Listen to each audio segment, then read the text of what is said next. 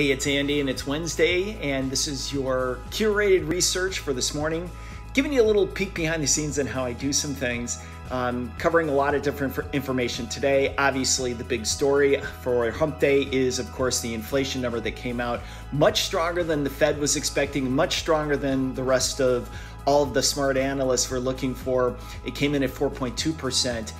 Anybody who's been looking at commodity prices, diapers, used cars, you name it, everybody's seen this go up. So there's a lot of discussion about this number and that it would show base effects driving it higher. And that happened for sure, but there was so much more to this number than that.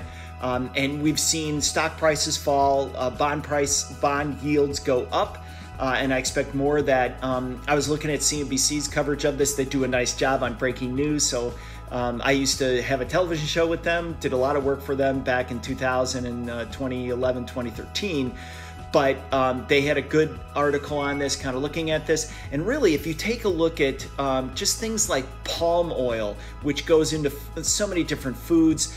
I took a look at the St. Louis Fed's numbers on that. It's up 100% over the last year. I mean, that's just crazy. So look, put aside the base effects, there's all sorts of problems with labor shortages and commodity shortages being driven by not only Fed policy, but obviously fiscal spending, which, by the way, you may get some pressure to not have the next round of fiscal spending happen with President Biden's American Jobs Plan because of some of these type of numbers. And you're seeing more and more states dial back their participation in the extended benefits program. Tennessee was the latest. I think they did it yesterday. So keep an eye on that.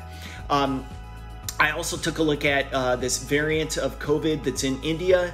This is causing a major problem, obviously, for them, but they are starting to see some of the daily infectious cases or infections go down, which is great news. That variant has gone outside of, obviously, India, and it's probably one of the most dominant variants in the UK, which gives me hope because obviously the UK is doing a very good job right now of reopening after they really did a fine job with the jab and getting people inoculated. So there's hope there. So maybe India won't spread and cause as much of a problem globally, and certainly not in the United States. We can keep hope out for that. Then I took, of course, today a look at what's going on with Liz Cheney and Kevin McCarthy in the House Republicans. They'll probably vote to oust her later today. The question is whether or not this makes the Republican Party stronger or whether it makes it weaker. A friend of mine, Greg Valliere, who writes a really wonderful piece, thinks that this will actually strengthen the Republican Party and make their message more consistent. It could do that, I think, but it also runs the risk of splitting the party if Cheney decides to start her advocacy program and start doing a lot of media on this, especially if she gets reelected in 2022. The Washington Post has a couple articles on that. I include those in the URLs that I put out there.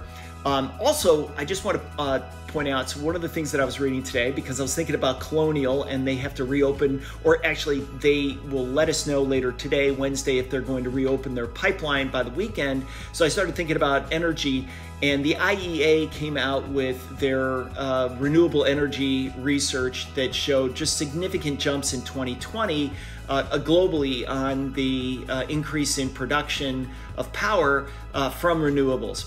The thing that I really can't stand about this research and where the media falls flat on this is that they don't provide you any context on how big the renewable market is. It's literally just in the United States, it's tiny compared to fossil fuels.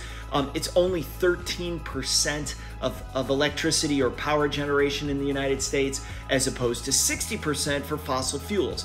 And it also has a lot of problems with it, depending on when the wind blows or when the sun shines. It can create all sorts of havoc on these energy grid systems. That's why the development of batteries is really important, although they won't solve all of the problems. So just keep that in mind when you're looking at, good news coming out on renewables.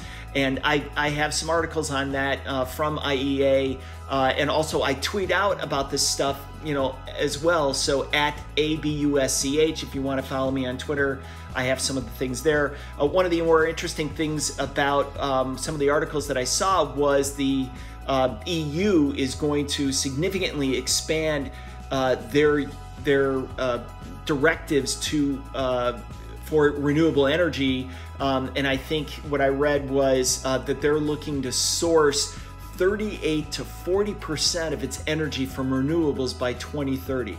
Like, wow, that's huge. And that's why Europe is probably going to lead the way on this stuff. So we'll watch them and see how they develop these products and what they're doing there. So again, just an interesting day already. We've seen stock prices fall over the last couple of days in anticipation of this number. We've seen yields go up on U.S. Treasuries. We'll see if that continues. We have a lot of Fed speakers out today. They'll have to address this, so we'll keep a close eye on that. All of this wraps into what I'm trying to formulate for what I'm going to write on Thursday. So check that out. And today's Wednesday, and you'll get one more of these updates before we write our piece on Thursday. So thanks for watching. Again, you can get all my research at andrewbush.com.